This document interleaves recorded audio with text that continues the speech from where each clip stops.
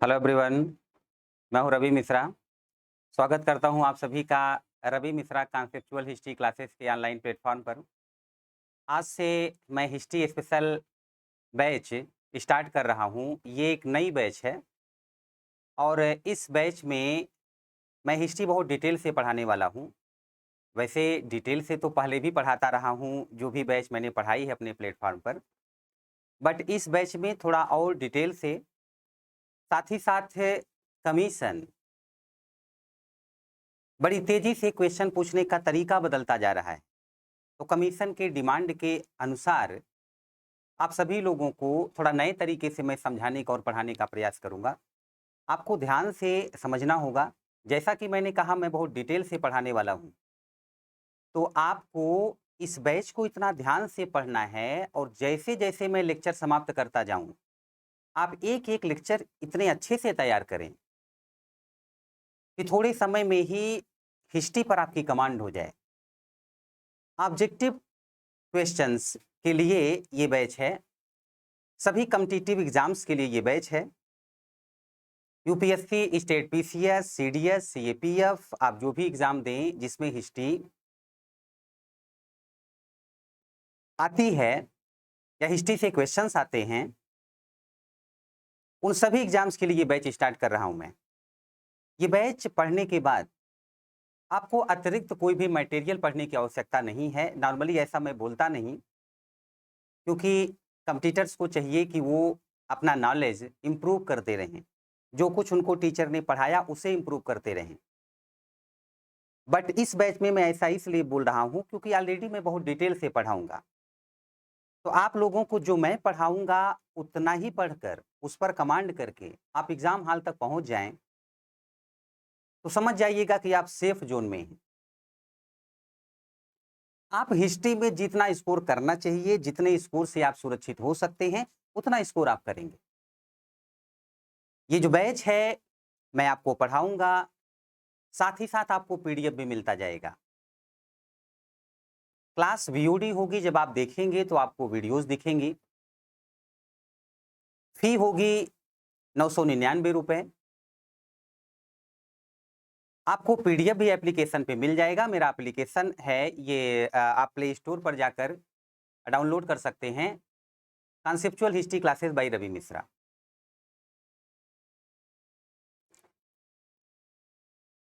Play store पे आप जाकर के सीधा सर्च करेंगे Ravi Mishra conceptual history classes, तो आपको मेरा एप्लीकेशन दिखाई पड़ेगा और उस एप्लीकेशन को डाउनलोड करने के बाद आपको मेरी ये बैच दिखाई पड़ेगी, जो न्यू बैच है। पहले की भी बैच दिखाई पड़ेंगी, कई सारी बैच रन कर रही है मेरे एप्लीकेशन पर। बट जिनको नए सिरे से, नए तरीके से, नए पैटर्न के अनुरूप इतिहास पढ़ना है, वो ये बैच ज्वाइन कर सकते हैं। आने वाले समय में यूपी पीसीएस का एग्जाम है, राजस्थान पीसीएस की अभी वैकेंसी आई है। इस तरह से जितने स्टेट पीसीएस के एग्जाम होने हैं या और जो भी परीक्षाएं हैं, उन सभी परीक्षाओं को ध्यान में रखते हुए मैं ये बैच पढ़ाने चल रहा हूं। मैं आपको इतिहास पढ़ाना शुरू करूं, उससे पहले आपको मेरी कुछ बातों पर ध्यान देना होगा। मेरे साथ इतिहास पढ़ते हुए आप सभी को कुछ सावधानियां रखनी होंगी। साथ ही साथ जिस तरीके से मैं इतिहास पढ़ाता हूं, उस तरीके से समझने के लिए आप सभी लोगों को कुछ बातों पर ध्यान भी देना होगा। अब क्या सावधानियां रखनी हैं, किन बातों पर ध्यान देना है, ये मैं डिटेल से आपसे बात करने चल रहा हूं और आप लोग बहुत ध्यानपूर्वक सुनिएगा। सावधानी ये रखनी है कि जब मैं आपको इतिहास पढ़ा रहा हूं, तो आप लोग इमोशनल मत होइएगा। इतिहास एक ऐसा विषय है, अलग-अलग तरह के लोग अपने-अपने तरीके से इतिहास की व्याख्या करते हैं और कई बार व्याख्याएँ इतनी बुरी हो जाती हैं, जो विद्रोह का, लड़ाइयों का कारण बन जाता है। तो आप लोगों को ये ध्यान देना है कि इमोशनली हिस्ट्री नहीं पढ़ना है, क्योंकि हिस्ट्री आप पढ़ रहे हैं और आप कॉम्पिटिटर हैं। तो आप अपने इमोशन के हिसाब से हिस्ट्री नहीं पढ़ेंगे, आप कमीशन की डिमांड के अनुसार हिस्ट्री पढ़ेंगे। जिस तरह से क्वेश्चन आपसे कमीशन करता है, जिस तरह के आंसर की अपेक्षा कमीशन आपसे करता है, आपको उस तरह से हिस्ट्री तैयार करनी है। हाँ, मैं हिस्ट्री इमोशनली पढ़ाता हूँ तो मुझे पढ़ाने दीजिएगा, आप इमोशनल मत होइएगा। कारण ये है कि पेशेंट का इमोशनल होना समझ में आता है, जब कोई पेशेंट दर्द में है तो वो तो इमोशनल होगा, रोएगा। बट पेशेंट को देखकर डॉक्टर भी इमोशनल हो जाए, रोने लग जाए तो फिर इलाज कौन करेगा? एक गंभीर समस्या खड़ी हो जाएगी। तो आप इतिहास को इमोशनली नहीं समझेंगे, या इमोशनली समझिए भी तो इमोशनली ले करके उसे अपने लिए और दूसरों के लिए कोई प्रॉब्लम मत खड़ी कीजिएगा। एक सावधानी तो ये रखनी है। दूसरी सावधानी जो आपको रखनी है कि आप पढ़ना वही जो मैं आपको पढ़ाऊं, जहां से कमीशन क्वेश्चन करता है। आपको किसी टॉपिक में इंटरेस्ट आने लग जाए तो उसके लिए और बुक मत सर्च करने लग जाइएगा कि ये भी मैं पढ़ लूँ, ये भी पढ़ लूँ। क्योंकि कम समय में ऐसे ही आपको अधिक से अधिक पढ़ करके एग्ज़ाम हॉल तक जाना होता है। तो उतना ही पढ़ना है जितना दिमाग में रख कर आप एग्ज़ाम हॉल तक पहुँच पाएँ।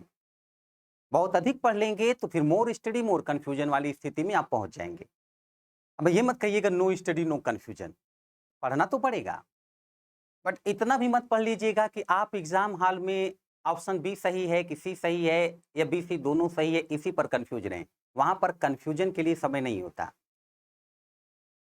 और अगर आप कन्फ्यूज़ हैं तो समझिए कि आपके कई क्वेश्चन जो है वो गलत हो सकते हैं। तो कुछ सावधानियाँ आपको रखनी है और कुछ बातों का ध्यान देना है। वो कौन-कौन सी बातें हैं जो पढ़ते समय आपको अपने ध्यान में रखना है, ये भी आप समझ लीजिए। देखिए वर्तमान समय में एक-एक सब्जेक्ट को अलग-अलग नहीं पढ़ा जाता। आप सोच रहे होंगे कि सर ये क्या कह रहे हैं? अलग-अलग सब्जेक्ट को नहीं पढ़ा जाता। सब्जेक्ट तो अलग-अलग पढ़ा जाता है। हाँ, अलग-अलग पढ़ते हैं आप, लेकिन एक सब्जेक्ट पढ़ते हुए दूसरे सब्जेक्ट को भूल नहीं सकते। यानी कि दूसरे सब्जेक्ट की भी कुछ बातें आपको ध्यान में रखनी होंगी। तभी जा कर के आप अच्छे से एक सब्जेक्ट को समझ पाएँगे। यानी कि हर सब्जेक्ट को एक दूसरे से कनेक्ट करते हुए फिर आपको पढ़ाई करनी है।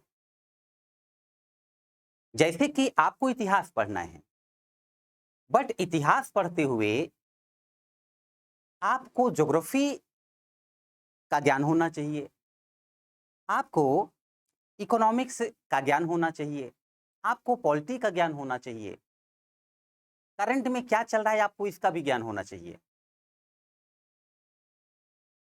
यदि आपको ज्योग्राफी का ज्ञान नहीं है, मैप का ज्ञान नहीं है,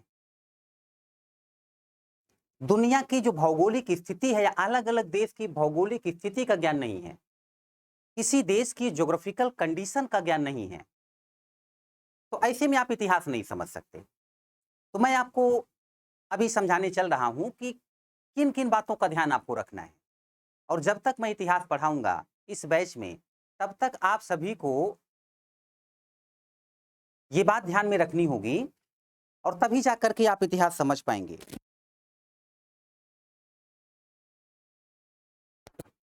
तो ऐसे में क्या है कि जब तक मैं इतिहास पढ़ाता रहूंगा इस बैच में, तब तक जो मैं अभी बताने जा रहा हूं, इन बातों का ध्यान रखना आप। मानचित्र का ज्ञान होना क्यों आवश्यक है इतिहास पढ़ते हुए? ज्योग्राफी का ज्ञान होना क्यों आवश्यक है इतिहास पढ़ते हुए? अब आप ये मत सोचना कि आप पहले ज्योग्राफी पढ़ करके आइए फिर मैं आपको हिस्ट्री पढ़ाऊंगा, या मैं इस तरह से कुछ कहने का प्रयास कर रहा हूँ। ऐसा बिल्कुल इरादा नहीं है मेरा। निश्चिंत रहें, मैं इतिहास को बेसिक से पढ़ाता हूँ और यूपीएससी लेवल तक लेके जाता हूँ। तो मैं जो कुछ पढ़ाऊँगा यहाँ पर वही ध्यान से आप सुनते रहो, सब कुछ समझ जाओगे आप। इतिहास सब्जेक्ट आपको इंटरेस्टिंग भी लगेगा, ईज़ी भी लगेगा और आपका पसंदीदा सब्जेक्ट हो जाएगा। नहीं हो तो आप कहिएगा कि रवि मिश्रा सर ने गलत कहा था। देखिए कैसे ज्योग्राफी का जो नॉलेज है उसका इतिहास पढ़ते हुए इस्तेमाल किया जाता है। अब भारत देश को लीजिए, आप भारत देश का इतिहास पढ़ रहे हैं। आपने सुना होगा कि भारत बहुत पहले से, प्राचीन काल से ही बहुत रिच रहा था, बहुत डेवलप रहा था। आपने यह भी पढ़ा होगा कि बहुत सारे विदेशी आक्रमणकारी समय-समय पर भारत पर आक्रमण करते रहते थे। कोई भारत को लूटने का प्रयास करता, कोई भारत पर कंट्रोल करने का प्रयास करता। ऐसा क्या था भारत में? भारत देश ने तो किसी को देश को लूटने का प्रयास नहीं किया। कभी भारत ने तो यूरोप पर अटैक नहीं किया, पर यूरोपियंस ने भारत पर क्यों अटैक किया? कभी भारत ने तो इराक, ईरान अपने कंट्रोल में नहीं लेना चाहा, जबकि चाहता तो ले सकता था। पर इराक, ईरान साइड के लोगों ने भारत पर आक्रमण किया। ऐसा क्यों? अब कहने को तो आप इतिहास पढ़ेंगे, लेकिन जब तक आपको ज्योग्राफी का नॉलेज नहीं है, आप इन बातों को समझ नहीं पाएंगे। देखिए क्या है कि भारत संसाधन के मामले में बहुत समृद्ध था। जैसे कि भारत में कॉटन होता था, कपास, भारत में सिल्क होता था जिससे रेशम बनता है, कॉटन जिससे सूती कपड़ा बनता है। भारत में मसाले बहुत अच्छे होते थे। भारत में खाने की, पीने की, पहनने की चीजें बहुत अच्छी पाई जाती थी। अच्छा, अपने पड़ोसी देशों को देखिए, जैसे पाकिस्तान, अभी तो एक समय भारत का ही हिस्सा था, तो पाकिस्तान तक छोड़िए, आगे बढ़ जाइए, अफगानिस्तान, इराक, ईरान, ये रेगिस्तान थे। आप और दूर जाइए, यूरोप, तो यूरोप छोटे-छोटे क्षेत्रों में बटा हुआ था, छोटे-छोटे देशों में, और ये भी ठंडा एरिया है। यहाँ पर खेती अच्छी नहीं होती थी, खाने-पीने की चीजें बहुत अच्छी नहीं मिलती थी।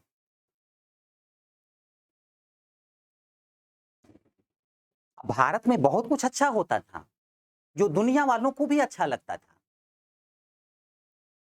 तो दुनिया से लोग आते थे भारत से सामान खरीदने, भारत से लेकर के वस्तु को जाते, बदले में सोना चांदी देते थे। अब भारत में इतना सोना चांदी आ गया दुनिया से कि भारत सोने की चिड़िया बन गया। भारत आर्थिक रूप से समृद्ध हो गया, और इतना समृद्ध हो गया कि भारत की समृद्धि, बस यूं समझो कि दुनिया के बहुत सारे लोगों को पसंद नहीं आती थी, बहुत सारे लोगों के आकर्षण का केंद्र थी। और यही वजह है भारत की जो आर्थिक समृद्धि है, इसी की वजह से भारत को कई बार लूटा गया। कोई आक्रमणकारी भारत को लूटने आता था क्योंकि उसको भारत से प्रॉफिट नजर आता। कोई आक्रमणकारी सोचता कि भारत पर कंट्रोल कर लें, इतना अच्छा एरिया है, तो भारत पर कंट्रोल करने का मतलब हम बहुत अमीर हो जाएंगे। आपने बाबर का नाम सुना होगा। बाबर ने जब पहली बार भारत पर आक्रमण किया था, या मैं ऐसे कहूं, आपने सुना होगा पानीपत का युद्ध हुआ था, और पानीपत की पहली लड़ाई में बाबर ने भारत के एक शासक इब्राहिम लोदी को हरा दिया था। उस युद्ध को जीतने के बाद बाबर का स्टेटमेंट था कि हमारे भाग्य में गरीबी नहीं रही है, हम अमीर हो गए।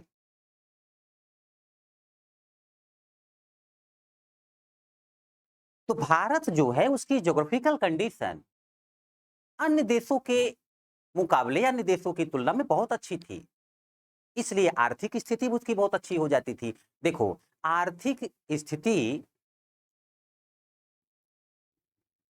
का क्या प्रभाव पड़ता है राजनीतिक स्थिति में, और आर्थिक और राजनीतिक स्थिति का क्या प्रभाव पड़ता है इतिहास में। या इतिहास पढ़ते हुए आपको कैसे ये बातें समझनी पड़ती हैं, इसको वैसे समझो। भारत को आप दो भागों में बांट दो, उत्तर भारत, दक्षिण भारत। अब आपको पता होगा कि उत्तर भारत मैदानी क्षेत्र है, खेती बहुत अच्छी होती है, यहाँ पर बहुत सारी नदियां हैं जिनमें वर्ष भर पानी रहता है, जिससे क्या होता है, किसानों को पानी की समस्या वर्ष भर नहीं होती थी। तो उत्तर भारत के किसान जो है, वर्ष भर अलग अलग प्रकार के अनाज का उत्पादन करते थे। अब दक्षिण भारत को देखो आप, दक्षिण भारत में मैदानी भाग उतना नहीं है जितना उत्तर भारत में। तो दक्षिण भारत का जो किसान होता था, वो उतना रिच नहीं हो सकता, उतना अनाज नहीं उत्पादित कर सकता जितना उत्तर भारत का किसान करेगा। दक्षिण भारत में भी नदियां थीं, परंतु दक्षिण भारत की नदियों में वर्ष भर पानी नहीं रहता था। उसका कारण ये है, देखो, गर्मियों में नदियां सूखती हैं, उत्तर भारत के साथ क्या था कि उत्तर भारत की नदियां गर्मी में नहीं सूखती थी। कारण ये है कि हिमालय पर्वत है, ऊंची ऊंची चोटियां हैं, जहां पर बहुत अधिक मात्रा में बर्फ पाई जाती है और गर्मियों में बर्फ पिघलती है और फिर पानी जो बर्फ से बर्फ पिघलती है वो पानी नदियों में जाता है। तो उत्तर भारत की नदियों में वर्ष भर पानी रहता था। तो उत्तर भारत के किसान जो है आर्थिक रूप से बहुत समृद्ध हुआ करते थे, दक्षिण भारत के नहीं। देखो, जहां पर खाने की, पीने की, पहनने की सुविधा अच्छी होती है, वहां क्राउड बढ़ जाता है। जैसे वर्तमान समय में शहर देख लो आप, क्राउड जाता है क्योंकि आवश्यकता की सारी वस्तुएं मिल जाती हैं शहर में। ग्रामीण क्षेत्र में थोड़ी प्रॉब्लम होती है। उत्तर भारत में रहने और खाने के लिए अनुकूल दशा थी और यही अनुकूल दशा बहुत सारे लोगों को आकर्षित करती थी। और उत्तर भारत दक्षिण भारत का ये तुलनात्मक रूप से अध्ययन करें आप, तो उत्तर भारत में जनसंख्या ज्यादा पाई जाती थी, आज तक पाई जाती है। अब सोच करके देखो, जहां खेती बहुत अच्छी होती हो, जहां पर लोग बहुत रहते हो, वहां का जो शासक होगा वो लोगों से टैक्स बहुत पाएगा और बहुत अमीर हो जाएगा, बहुत शक्तिशाली हो जाएगा। जहाँ खेती बहुत अच्छी नहीं होती होगी, जहाँ पर बहुत ज़्यादा जनसंख्या नहीं होती होगी, वहाँ का शासक ना तो उतना अमीर हो सकता है, ना बहुत बड़ी सेना बना सकता है। अब देखो, परेशान मत होना, जो कुछ मैं समझा रहा हूँ ये फर्स्ट लेक्चर है मेरा। तो मैंने कहा कि जो आज बताऊँगा वो आपको दिमाग में रखना है, इन बातों का ध्यान देना है, इन बातों अ, को समझ करके ही आप पूरा इतिहास समझ पाओगे। तो धैर्यपूर्वक सुनते रहिए, फिर समझ जाओगे मैं आपको क्या समझाना चाहता हूँ। तो उत्तर भारत का शासक ज़्यादा शक्तिशाली होगा, दक्षिण भारत का शासक अपेक्षाकृत कम शक्तिशाली होगा। एक पॉइंट यहां पर और आप ध्यान दें, जैसे क्या होता था ये बहुत पहले से, जैसे मान के चलो कि छोटे छोटे बहुत सारे राज्य हैं, छोटे छोटे बहुत सारे राज्य हैं। तो इतिहास में क्या होता था कि प्रत्येक राज्य ये प्रयास करता था कि पड़ोसी राज्य पर वो विजय प्राप्त कर ले और अपने राज्य की सीमा बढ़ा करके फिर अन्य राज्यों को जीतता हुआ साम्राज्य खड़ा कर ले। ऐसा कुछ महत्वाकांक्षी शासक जो है वो करते रहते थे। आप जानते हैं कि एक शासक यदि पड़ोसी राज्यों पर कंट्रोल करना चाहता है तो वो बहुत शक्तिशाली हो, तभी ऐसा कर पाएगा। उसके पास बड़ी सेना हो, लड़ने के लिए अच्छे हथियार हों। एक वक्त था उत्तर भारत में बहुत सारे छोटे-छोटे राज्य थे, महाजनपद कहे जाते थे। काशी, कोसल, अंग, मगध, वज्ज, मल्ल, चेद, वत्स, कुरु, पांचाल, मत्स्य, सूरसेन, बहुत सारे छोटे-छोटे राज्य थे। पर एक राज्य उसमें से था महाजनपद मगध, राजधानी थी, अभी वर्तमान में पटना बोलते हैं यहाँ, पाटलिपुत्र। तो जो पाटलिपुत्र है, बिहार में है। अब आप जानते हैं आज तक बिहार में एग्रीकल्चर बहुत अच्छा होता है, पॉपुलेशन बहुत अच्छी है। तो बिहार के शासक के पास यानी मगध के शासक के पास एक बड़ी सेना थी। पर बड़ी सेना होना ही सब कुछ नहीं होता। आपके पास सेना बड़ी हो गई तो आप किसी को हरा देंगे, ऐसा नहीं होता। यदि ऐसा होता तो 4-4 5-5 देशों ने मिल करके इज़राइल देश पर अटैक किया हुआ है, बट वो इज़राइल को हरा नहीं पाए। रसिया से लड़ाई हुई थी 1905 ईस्वी में जापान की। रसिया हार गया, जापान जीत गया। बहुत बड़ी सेनाएं हुआ करती थी भारत के शासकों के पास, बट मुट्ठी भर सेना, या यूं कहूं मैं मुट्ठी भर अंग्रेज भारत में आकर बड़ी-बड़ी शक्तिशाली सेनाओं को हरा गए। तो सेनाएं बड़ी होना ही सब कुछ नहीं होता। लड़ने के लिए अच्छे वेपन्स होने चाहिए। देखो, अभी मैं आपको इतिहास नहीं समझा रहा, अभी मैं आपको सोचना सिखा रहा हूँ। पहले आप अपनी समझ डेवलप करो। ये रट-रट करके विद्वान बनने वाले भारतीयों का ज़माना अब नहीं रहा। कुछ सब्जेक्ट रट करके अपने आप को विद्वान कहलाने वाले भारत में जब लोग भरे पड़े थे, उस दौर में भारत गुलाम हुआ, क्योंकि मुट्ठी भर विदेशी आकर उन्हीं भारतीयों को बेवकूफ़ बना जाते थे। जिनको सब्जेक्ट का रटा हुआ ज्ञान तो था, पर व्यवहारिक ज्ञान उनको नहीं था। ऐसा मैं क्यों कह रहा हूँ, आगे आपको समझा दूँगा। जैसे आप देखिए, अभी क्लियर कर देता हूँ। भारत में बहुत पहले कहा गया था वासुधैव कुटुंबकम, पूरी दुनिया अपना परिवार है। भारतीयों ने रट लिया, अब हम यही मानने लगे, दुनिया से कोई आ जाए, आ जाओ, हमारा परिवार हो आप। पर ऐसा तब कहा गया था जब दुनिया में जनसंख्या कम थी, रहने खाने के लिए बहुत जगह थी, बहुत सारी वस्तुएं थीं। लोग एक दूसरे के जान के दुश्मन नहीं थे। बट जैसे जैसे दुनिया में जनसंख्या बढ़ने लग गई, एक राज्य या एक देश दूसरे देश पर अटैक करके उस पर कब्जा करना चाहता है, तो ऐसे में हमारे देश के लोगों को अपने देश की सुरक्षा करनी चाहिए थी, या कोई भी तलवार लेकर के भारत में घुस जाए तो लोग कहें आइए स्वागत है, अतिथि देवो भव, अतिथि देवता होता है। देश की रक्षा करना हमारा कर्तव्य है। पर ये तो व्यवहारिक रूप से कोई सोचता तब समझ पाता। आप जानते हैं, अंग्रेजों ने भारत को गुलाम बनाया था। लगभग 3 लाख की सेना थी उनके पास जब भारत गुलाम था अंग्रेजों का, उसमें 2.5 लाख भारतीय थे। महमूद गजनवी ने 17 बार भारत को लूटा और उसकी सेना में बहुत सारे भारत के लोग थे। उसके कमांडर का नाम था सेवंत राय और तिलक। आपको समझ में आ गया होगा, दोनों हिंदू हैं। अब आप सोच करके देखिए, क्या उस समय भारत के लोग पढ़े लिखे नहीं थे? पढ़ते थे पर रटते थे। उसको सोचने का प्रयास नहीं करते कि ये किस समय पर लिखा गया है, किस भावना को ध्यान में रखते हुए, किस उद्देश्य को ध्यान में रखते हुए लिखा गया होगा। समय के अनुसार बहुत कुछ बदल जाता है। अब 300 साल पहले यदि आपको एक बात बताई गई या कुछ सिखाया गया, तो आप वही रटते हुए, वही मानते हुए आज तक चले आए। ये तो ऐसे हुआ जैसे 300 साल पहले लोग पैदल चलते रहे हों, ना बाइक रही हो, ना ही फोर व्हीलर। तो आप ये कहो कि नहीं मैं पैदल ही चलूंगा क्योंकि हमारे पूर्वज पैदल चलते थे, मैं तो फोर व्हीलर से चलूंगा ही नहीं। अब ऐसा तो नहीं हो सकता।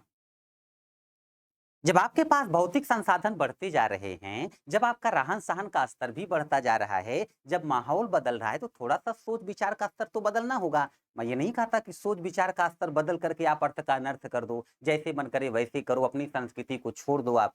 मैं ये नहीं कह रहा। मैं एक बैलेंस सोच की बात कर रहा हूँ। मैं समझदारी की बात कर रहा हूँ। पढ़ना-लिखना आपको ज्ञानी बनाता है, बेवकूफ नहीं। और अगर कोई पढ़ लिख करके भी बेवकूफ़ी की बात करे, तो उसने जो कुछ पढ़ा उसको समझा नहीं। बस इतना कहने का प्रयास कर रहा हूँ मैं। और यहाँ पर मैं आपको ज्ञान नहीं दे रहा। आप लोग ऑलरेडी बहुत ज्ञानी हैं, मैं जानता हूँ। मैं ऐसा इसलिए समझा रहा हूँ क्योंकि इतिहास पढ़ते हुए आपको इन सारी बातों का ध्यान देना होगा। यही तो कारण है जिसकी वजह से बार-बार भारत गुलाम होगा और मैं आपको समझाऊँगा। पर ऐसे सोचना होगा, ये रटना बंद कर दीजिए कि बाबर कब भारत पर आक्रमण किया, महात्मा गांधी साउथ अफ्रीका से कब आए, ये सब बंद करिए। आप सोचना शुरू करिए बाबर ने किन हालातों में भारत पर आक्रमण किया और ऐसी क्या परिस्थितियां थी कि बाबर ने भारत गुलाम बना दिया। ऐसी क्या परिस्थिति थी कि अंग्रेजों ने भारत को गुलाम बना दिया और ऐसी क्या परिस्थिति बनी कि भारत के लोग एक स्वर में कह उठे अंग्रेजों भारत छोड़ो। ऐसी क्या परिस्थिति बन गई कि जब भारत के लोग कहते थे वासुधैव कुटुंबकम अतिथि देवो भव, तो भारत के लोग फिर ये कहने लग गए कि भारत भारतीयों के लिए है। अब ये सारी बातें आप तब समझेंगे जब आपकी समझ डेवलप होगी। रटने से इतिहास नहीं समझ सकते आप। और वर्तमान समय में कमीशन की डिमांड ही यही है कि आप समझना सीख जाओ। वो आपकी समझ चेक करता है। प्रेजेंट टाइम में तो क्वेश्चन फैक्ट पर भी ऐसे आते हैं कि आपको समझ में नहीं आएगा फैक्ट है ये कॉन्सेप्ट पर क्वेश्चन। जब तक आपकी समझ अच्छी ना हो उस टॉपिक पर, आप उस टॉपिक से पूछे गए प्रश्न का उत्तर नहीं दे सकते।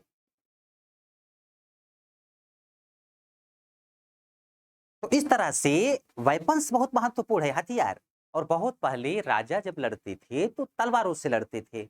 और बिहार के बगल छत्तीसगढ़, झारखंड, उड़ीसा में लोहा बहुत है, आज भी है, बहुत पहले भी था। मगध के शासक के पास लोहे से बनी हुई तलवारें भी अच्छी थी, आर्मी भी अच्छी थी, उनकी ज्योग्राफिकल कंडीशन भी बहुत अच्छी थी। और वो मगध ही है जो सर्वप्रथम, जहां से आप इतिहास पढ़ते हैं, रामायण महाभारत बहुत पुरानी घटनाएं हैं। अब क्योंकि वो धर्म से जोड़ा गया है तो उसको आपको डिटेल से नहीं पढ़ना पड़ता। जहां से हिस्ट्री आपको पढ़ाई जाती है, सर्वप्रथम साम्राज्य जिसने बनाया वो मगध ही था। मगध ने अपने आसपास के क्षेत्रों को जीतकर अपनी शक्ति बढ़ा ली। और मगध की शक्ति की कल्पना करें आप, दुनिया का विजेता कहलाने वाला सिकंदर जब भारत पर आक्रमण किया, तो सिकंदर की सेना ने मगध के शासक से लड़ने से इनकार कर दिया। ये थी मगध की ताकत। और जो मगध की ज्योग्राफिकल कंडीशन है, उसी का फायदा उठाते हुए यही मगध में बैठे बैठे चाणक्य ने अपने शिष्य चंद्रगुप्त मौर्य को बना दिया था first national king of India, Bharat का प्रथम राष्ट्रीय शासक। आप जानते हैं स्टार्टिंग में भारत के सबसे ताकतवर शासक मगध में ही बैठते थे, चंद्रगुप्त मौर्य, अशोक। भारत के जितने भी सबसे शक्तिशाली शासक रहे हैं उनमें से 99% उत्तर भारत में ही बैठता रहा है।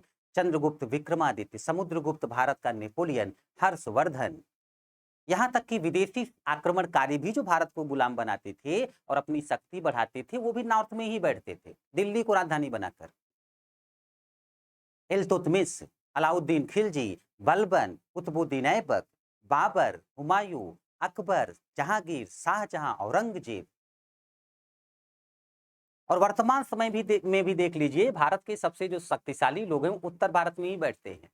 नरेंद्र दामोदर दास मोदी, अमित शाह। जहां पर राजा बैठता था उस क्षेत्र को कैपिटल कहा जाता था। और वर्तमान समय में हमारी राजधानी दिल्ली है, उत्तर भारत में है। कभी आगरा थी, उत्तर भारत में। कभी बिहार का पटना पाटलिपुत्र, उत्तर भारत में। कभी बंगाल में कलकत्ता, उत्तर भारत। इसका मतलब जानते हैं मैं क्या संकेत देने का प्रयास कर रहा हूं, कैसे ये सब समझाकर आपको इतिहास समझाऊंगा मैं। बेटा, एक बार कोई भारतीय हो या विदेशी उत्तर भारत पर कंट्रोल कर ले, उसकी शक्ति इतनी बढ़ जाएगी कि वो चाहे तो पूरा भारत कंट्रोल में कर ले, वो चाहे तो दुनिया कंट्रोल में कर ले। मैं ऐसा क्यों कह रहा हूं? एक बार बाबर उत्तर भारत जीत गया, लगभग भारत बाबर के वंशजों का।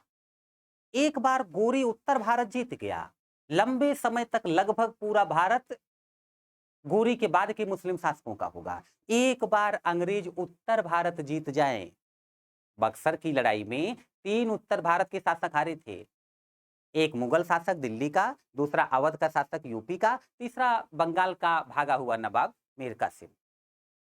एक बार अंग्रेज उत्तर भारत जीत जाएं, पूरा भारत अंग्रेजों का। आपको क्या लगता है ये विदेशी अंधेरे में तीर मारने आते थे भारत? नहीं, उनको पता होता था। जो मैं आपको बता रहा हूं ये उन्हें पता था, पर दुर्भाग्य की बात ये उस समय के भारतीयों को नहीं पता था। यदि पता होता तो जो कार्य विदेशी कर रहे हैं उसको भारतीय कर लेते, फिर तो भारत गुलाम नहीं हो सकता था, फिर कोई भारतीय शासकों को हरा नहीं सकता था। सोच करके देखो, यदि पृथ्वीराज चौहान के पास पूरा उत्तर भारत होता तो हार जाते वो मोहम्मद गोरी से। उनके पास राजस्थान का कुछ क्षेत्र और दिल्ली था, तब तो उन्होंने गोरी को 17 बार हरा दिया। संपूर्ण उत्तर भारत के शासक होते तो क्या होता?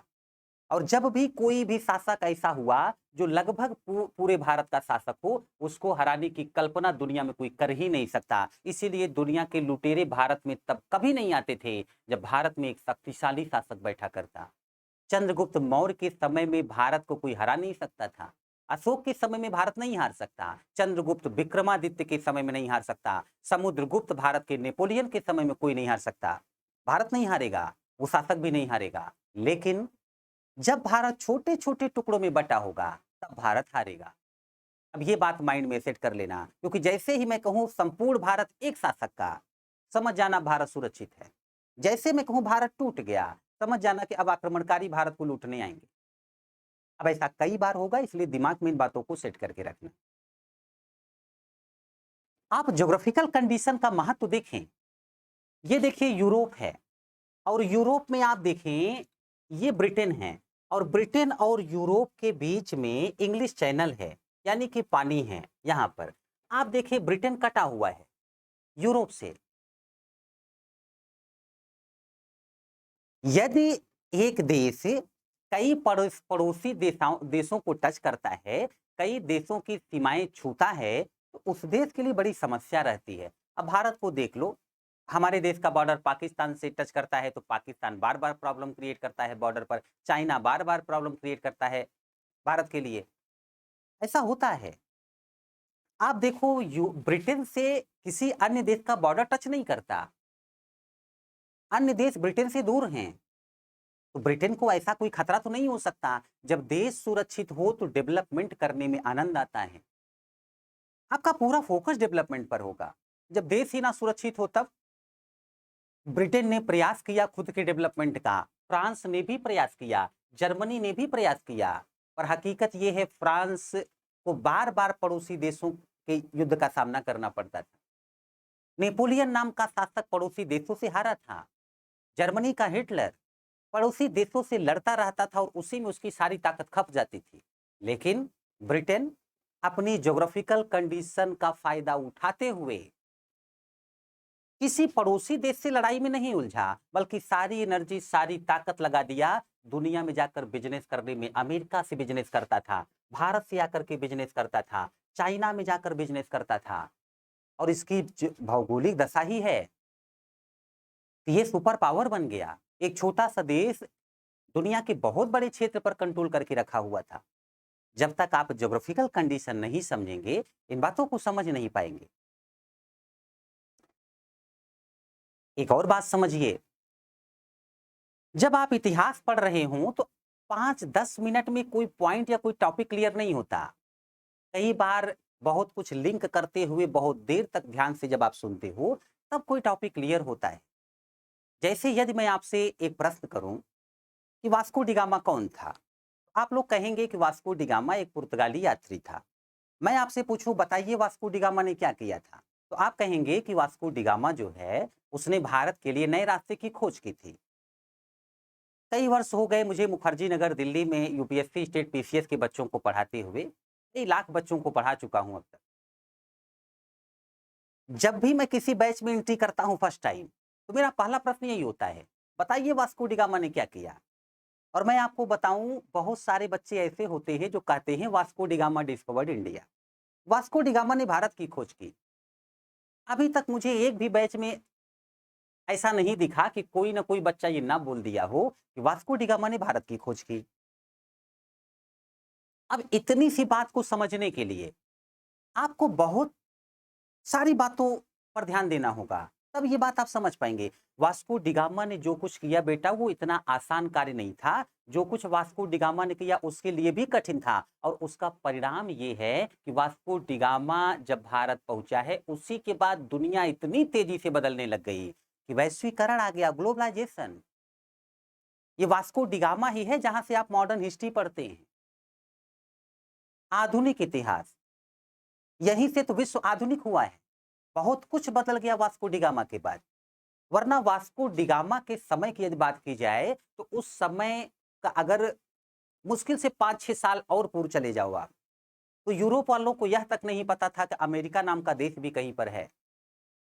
बट वास्को डी गामा के बाद जैसे ही वो भारत पहुंचेगा, भौगोलिक खोजों का ऐसा दौर शुरू होगा कि दुनिया के बहुत सारे देश खोज लिए जाएंगे। कोलंबस ने अमेरिका खोजा था वास्को डी गामा से थोड़ा सा ही पहले, बट कोलंबस भी निकला था भारत के लिए ही। ऐसा क्या हो गया था कि जिसको देखो वो भारत के लिए निकल रहा था, भारत के लिए रास्ता खोजने। क्या ऐसा भी तो नहीं है कि वास्को डी गामा ने भारत खोजा था? चलिए इस बात को क्लियर कर देता हूं मैं, इस बात को अभी क्लियर कर देता हूं। देखिए, आप लोग जानते होंगे बीसी और एडी क्या है, ईसा पूर्व और ईसवी, ये आपको पता होगा। ईसा पूर्व का मतलब होता है, ईसा पूर्व का मतलब होता है बीसी, बिफोर क्राइस्ट, ईसा के जन्म से पूर्व। ईसवी का मतलब होता है एडी, एनो डोमिनी, ईसा के जन्म के बाद। वर्तमान समय में ये कैलेंडर लगभग पूरा विश्व मानता है।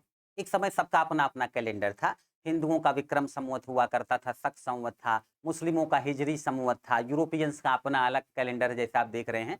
बट वर्तमान समय में ज्यादातर विश्व के लोग इसी कैलेंडर को मानते हैं, इसलिए इसको एक कॉमन एरा कहते हैं।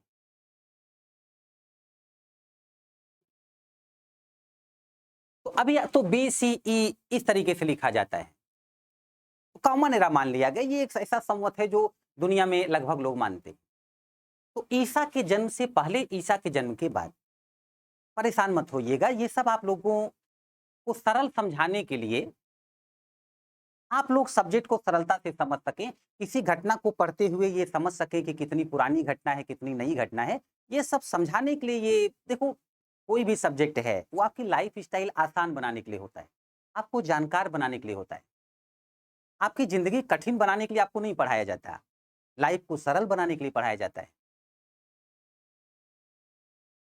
होता क्या है, जैसे देखो, आपसे कहा जाए कि 2000 ईसा पूर्व, मतलब ईसा के जन्म के 2000 साल पहले, आपसे कहा जाए 2000 ईस्वी, मतलब ईसा के जन्म के 2000 साल बाद, तो आप ये समझ जाएंगे कि दोनों घटनाएं कितनी पुरानी या कितनी नई। जैसे 2000 ईसा पूर्व और 2000 ईस्वी में 4000 साल का अंतर है। जैसे इस समय चल रहा है 2021 ईस्वी, मतलब ईसा के जन्म के 2021 साल हो गए। मैं आपसे कहूं हड़प्पा सभ्यता 2000 ईसा पूर्व में थी, तो आप समझ जाएंगे कि वर्तमान समय से 2000 ईस्वी इधर ले लीजिए, 2000 ईस्वी जन्म से पहले, मतलब 4000 साल पहले, वर्तमान समय के 4000 साल पहले हड़प्पा की सभ्यता हुआ करती थी। तो ये एक सरलता के लिए होता है कि आप समझ सके कितनी पुरानी घटना है, कितनी नई घटना है, किस तरीके से कब डेवलपमेंट रहा, कब नहीं रहा। अब ऐसे समझो आप, वास्को डिगामा भारत पहुंचा है 1498 ईस्वी में, 1498 एडी, मतलब वर्तमान समय के लगभग 400-500 साल पहले लगा लीजिए। भारत में हड़प्पा की जो सभ्यता हुआ करती थी वो लगभग 2000 ईसा पूर्व के लगभग थी। वैसे 2350 ईसा पूर्व से लेकर के 1750 ईसा पूर्व तक माना जाता है। मतलब ये है कि वास्को डिगामा के भारत आने के लगभग 3500 साल पहले भारत में हड़प्पा की सभ्यता थी। और आप लोग अच्छी तरह से जानते होंगे कि हड़प्पा सभ्यता के लोग व्यापार में बहुत दिलचस्पी लेते थे। हड़प्पा के लोग दुनिया से व्यापार करते थे। गुजरात में एक लोथल नाम की जगह है जो हड़प्पा कालीन बंदरगाह था। हड़प्पा काल में वो पोर्ट था, बंदरगाह। वहां से निकल करके सिर्फ यूरोप तक जाते थे। तो जब यूरोप को इंडिया पता था, इंडिया को यूरोप, तो कैसे कहेंगे आप कि Vasco da Gama discovered India, Vasco da Gama ने भारत की खोज की? आप कहें कि कोलंबस डिस्कवर्ड अमेरिका, आपकी बात समझ में आती है, because Columbus first time discovered America. But Vasco da Gama के बारे में कैसे कहेंगे आप? अच्छा चलो, हड़प्पा सभ्यता की बात तो बहुत पुरानी है। ईसा मसीह के जन्म के 326 साल पहले, 326 बीसी, 326 साल पहले सिकंदर ने भारत पर आक्रमण किया था। यानी वास्को डिगामा के भारत आने के लगभग 1800 साल पहले सिकंदर ने भारत पर आक्रमण किया। और आप सभी जानते हैं सिकंदर एक यूरोपियन था, तो उसको तो पता था ना इंडिया कहाँ है, और इंडियंस को भी पता था कि यूरोप कहाँ है। तो जब भारत को यूरोप पता था, यूरोप को भारत पता था, तो आप कैसे कह देंगे Vasco da Gama discovered India? Vasco da Gama ने भारत की खोज की। भारत को ऑलरेडी पहले से पता था। अब इतनी सी बात को समझने के लिए भी आपको मानचित्र का प्रयोग करना होगा, थोड़ा सा ज्योग्राफी के नॉलेज का प्रयोग करना होगा, तब कहीं जाकर के आप इस बात को समझ पाएंगे। अब मैं आपको समझाने चल रहा हूं, ध्यान से सुनिएगा कि ये सब क्या था, ये घटनाएं क्या हैं, क्या महत्व है इनका, कैसे आपको इतिहास समझना है। देखिए, ये रहा वर्ल्ड मैप, और वर्ल्ड मैप पर यदि आप फोकस करें, तो मैंने अभी अभी कहा कि हड़प्पा सभ्यता के समय से, देखिए बातें लिंक होती है। मैं पूरा का पूरा इतिहास एक टॉपिक से दूसरा टॉपिक लिंक करते हुए ही आपको पढ़ाऊंगा, एक क्रम से, सीक्वेंस से। तभी तो मैं आपको समझा पाऊंगा कि जंगल में जानवरों के बीच रहने वाला इंसान, दिन रात डरने वाला इंसान, बारिश और बिजली देख करके डर करके गुफा में छिप जाने वाला इंसान, शेर और भालू के बीच डर डर करके जीने वाला इंसान की कब जीवन लीला समाप्त कर दी जाए, आज सारे जंगलों को साफ करता हुआ, जानवरों को पिंजड़े में रखता हुआ, धरती आसमान को एक करता हुआ, वर्तमान समय में हम चांद पर जा रहे हैं, मंगल पर जा रहे हैं। ऐसा क्या हुआ कि इंसान ही सबसे डेवलप कर गया, जानवर तो नहीं डेवलप कर पाए? जबकि जब जंगल में इंसान जानवरों के साथ रहता था, तो जानवर इंसान से कहीं ज्यादा शारीरिक रूप से शक्तिशाली था। उसके स्पीड, उसके पंजे, उसके दांत, उसकी स्किन भी। इंसान तो बेचारा एक संवेदनशील प्राणी, बहुत ही कमजोर, पर जो इंसान के पास था वो अन्य किसी के पास नहीं था। दुनिया का सबसे खतरनाक हथियार, दिमाग। और उसी के बल पर देखिए हम लोग कहां से कहां हैं। पर ये जो क्रम है, विकास क्रम, उसको एक सीक्वेंस में समझा जाता है, और मैं आपको सीक्वेंस में ही पढ़ाऊंगा, जिससे आप लोग खुद समझ सके कैसे स्थितियां बदलती थी और लोग बदल जाते थे, कैसे ये विकास क्रम चला। और अभी वर्तमान समय में दुनिया की क्या कंडीशन है और किस तरफ आने आने वाले समय में दुनिया जाएगी। एक पढ़े लिखे व्यक्ति को, आप जानते हैं ऑफिसर नीति निर्माता होता है, ऑफिसर ही हैं जो देश चलाते हैं। तो ऑफिसर की समझ तो ऐसी होनी चाहिए ना, कि इतिहास में हुई गलतियों से सीखकर वर्तमान को बेहतर बनाते हुए एक उज्जवल भविष्य की तरफ खुद को और देश को अग्रसर कर सके। आपको सरकारी पदों पर इसलिए नहीं चुना जाता है कि आप लोग आराम से ज़िंदगी सेटल करके परिवार में मस्त रहिए, क्योंकि अब आप पे की एक फ़िक्स इनकम होगी, आप सरकारी कर्मचारी हैं। बेटा, आपकी योग्यता की परीक्षा इसलिए ली जाती है कमीशन के द्वारा, क्योंकि देश के बहुत ज़िम्मेदारी भरे पद होते हैं वो, जो आप सुशोभित करने वाले हैं भविष्य में। और आपकी काबिलियत पर ये डिपेंड करेगा कि भारत आगे जाएगा या पीछे जाएगा। इसलिए आप लोगों का जो एग्ज़ाम होता है, बहुत टफ़ होता है। अब आप ना मेहनत करें वो अलग बात है, बट मुझे पता है आप लोग मेहनत करेंगे। बस वर्तमान समय में देशभक्ति बहुत है भारतीयों में, चरम पर है। जब देशभक्ति नहीं थी वो दौर अलग था, जब हम विदेशियों का साथ देते थे। अब तो पाकिस्तान से क्रिकेट मैच भी हारना हम लोग को पसंद नहीं है। तो देशभक्ति अभी इस लेवल पर है हमारे यहाँ। अभिनंदन जी ज़रा-सा पाकिस्तान में फँस क्या गए, पूरा भारत गुस्सा था और ऊपर वाले से प्रार्थना कर रहा था कि अभिनंदन जी को छुड़वाइए। और ये पूरे भारत की आत्मशक्ति थी, संकल्प शक्ति थी। इतिहास में ऐसा पहली बार हुआ कि भारत ने कहा और पाकिस्तानियों ने ससम्मान अभिनंदन जी को ला करके भारत की सीमा में छोड़ा। तो ये बदलता हुआ भारत है। पर बेवकूफ़ी से बार-बार गुलाम होने वाले भारतीय आज इतने समझदार और इतने शक्तिशाली या अपनी शक्ति को पहचानने वाले कैसे हो गए? शक्तिशाली तो हम पहले भी थे, पर अपनी शक्ति गलत दिशा में लगाते थे। विदेशियों का साथ देकर के भारत को गुलाम बनवाते थे। बट अब ऐसा नहीं है। ये कैसे हुआ, इसकी समझ आपको इतिहास पढ़ने से ही आती है। जब आप इतिहास पढ़ते हैं, तो क्या हुआ कि देखो, मैंने कहा हड़प्पा सभ्यता के समय से भारत के लोग यूरोप में जाकर बिज़नेस करते थे। अब यहाँ पर देखो, भारत में हड़प्पा की सभ्यता, यहाँ से कोई चले तो आप देख रहे हैं इधर देखिए पानी है, ये तो ज़मीन है, ये पानी है। जैसे देखो गुजरात है तो गुजरात के बगल अरेबियन सी है। अब कोई गुजराती अरेबियन सी से निकले, तो इधर देखो पानी का रास्ता है और पानी के रास्ते होते हुए कुछ इस तरीके से यहाँ थोड़ी-सी ज़मीन है। अब बहुत बाद में यहाँ स्वेज नहर बन गई थी, तो ये भी प्रॉब्लम सॉल्व हो गई थी। शिप लेकर के कोई भी ऐसे जाए, यहाँ जहाँ ज़मीन है वहाँ वो वर्कर ले लेता था। सामान ढोने वाले पशु यहाँ पर होते थे, तो वो सामान पशुओं पर जो है पशुओं के सहयोग से सामान लेकर के फिर यहाँ पहुँचता। फिर देखो यहाँ भूमध्य सागर है, वो यूरोप में घुस जाता था। गुजरात से कोई व्यक्ति निकल कर अफ्रीका में घुस जाए तो यहाँ पर मिस्र है। गुजरात से कोई व्यक्ति निकल कर यहाँ अरब में घुस जाए तो आगे बढ़ जाए। मतलब गुजरात के लोग या यूँ कहूँ हड़प्पा सभ्यता के लोग अफ्रीका के मिस्र से व्यापार करते थे, मेसोपोटामिया सभ्यता इराक साइड में पड़ेगी, वहाँ से व्यापार करते थे, यूरोप से व्यापार करते थे, बड़े अच्छे व्यापारी थे। और ये व्यापार ही था जिसकी वजह से हड़प्पा सभ्यता के लोग दुनिया में सबसे डेवलप लोग थे। ये ऐसा ही है जैसे देखो, जापान बहुत डेवलप है, इज़राइल बहुत डेवलप है, ये छोटे-छोटे देश कैसे डेवलप हैं? भई भारत में तो खेती अच्छी होती थी, भौतिक संसाधन बहुत थे तो भारत रिच था, समझ में आता है। ये छोटे-छोटे देश, ये बिज़नेस से डेवलप हैं।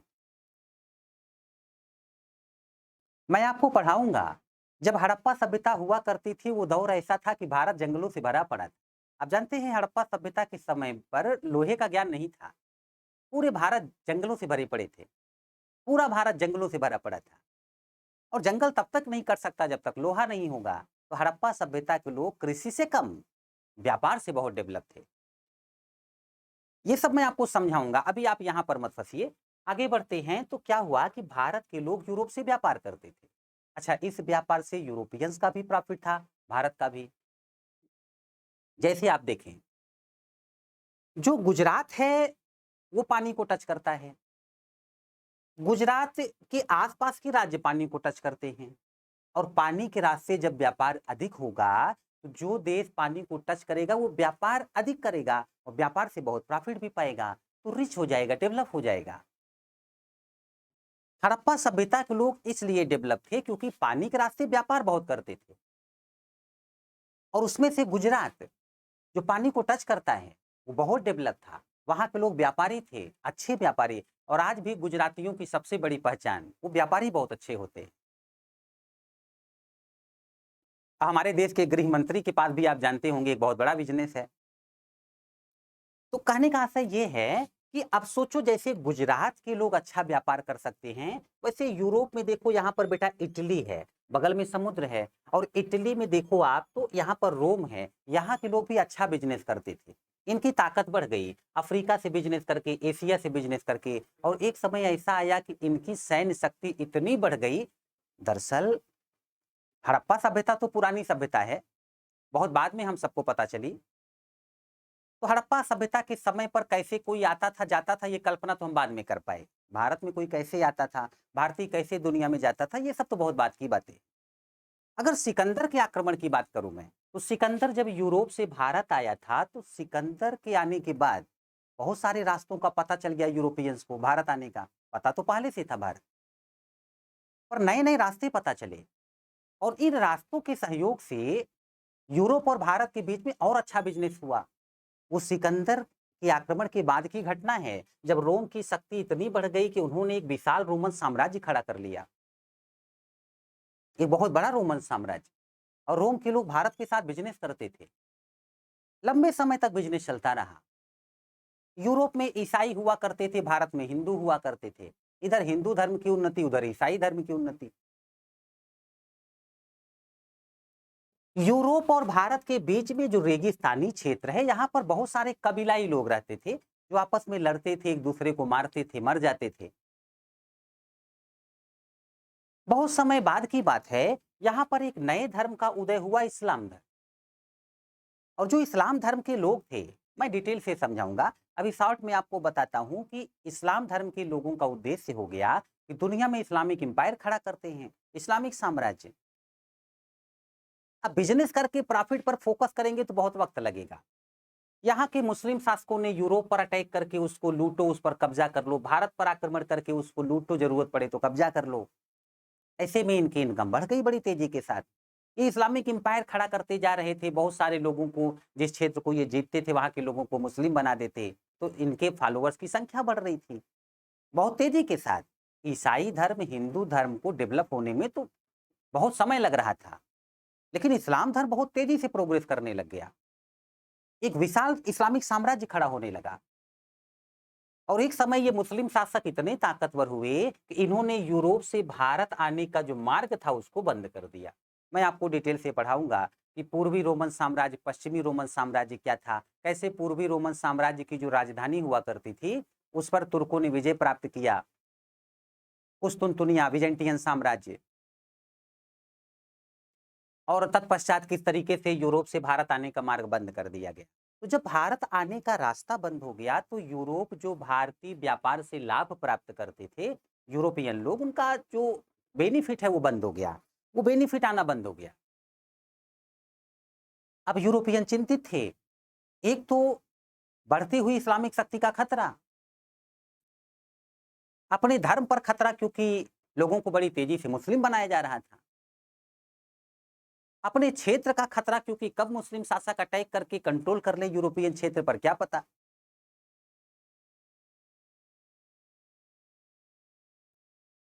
अब यूरोपियंस जो है, उनमें से कई सारे देश ऐसे थे जिन्होंने प्रयास करना शुरू किया कि क्यों ना भारत जाने का एक नया रास्ता तलाश किया जाए, जिससे भारत और यूरोप के बीच में व्यापार बढ़ सके और हम आर्थिक लाभ में रहें। साथ ही साथ एशिया में जनसंख्या बहुत अधिक रहती थी, भारत की जनसंख्या बहुत थी भारत में। ईसाइयों को लगता था, यूरोपियंस को, कि भारतीयों को ईसाई बना देंगे तो हमारी ईसाइयों की शक्ति बढ़ जाएगी। रास्ता बंद होने के बाद भारत से जो व्यापार था वो अरबी व्यापारी बहुत करने लगे, मुस्लिम व्यापारी। भारत के व्यापार से जो लाभ अब तक यूरोपियंस लेते आ रहे थे, ये पुनः उस लाभ को प्राप्त करना चाहते हैं और भारतीय व्यापार से अरबियों का प्रभाव समाप्त करना चाहते हैं। ऐसे ही कुछ उद्देश्य थे जिसकी वजह से यूरोपियंस ने भारत के लिए नया रास्ता खोजने का प्रयास किया। और इसी क्रम में यहाँ पर एक छोटा सा देश है पुर्तगाल, उसके बगल है स्पेन। इसी क्रम में स्पेन से निकल करके कोलंबस पहुंचा था अमेरिका। इसी क्रम में वास्को डिगामा इस तरफ से होता हुआ भारत पहुंचा।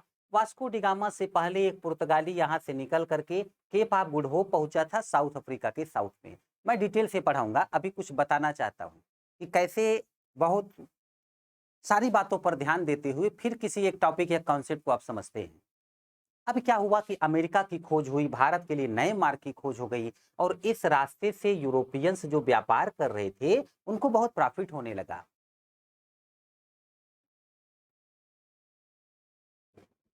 60 गुना व्यापार में लाभ कमाया था वास्को डी गामा। जो वस्तु ले जाके यूरोप में बेचा भारत से, वो 60 गुना प्रॉफिट।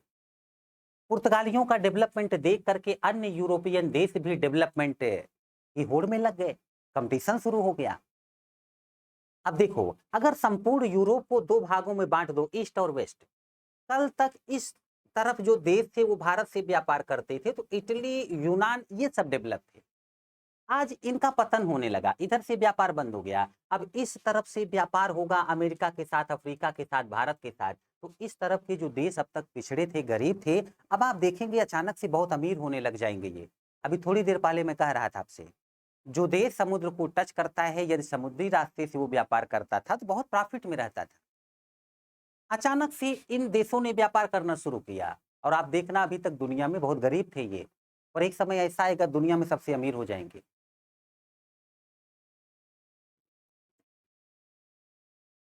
अब इनके सामने एक चुनौती आ गई, क्योंकि भारत से सामान खरीदने के बदले इनको सोना चांदी देना पड़ता था, जो इनके लिए एक समस्या थी।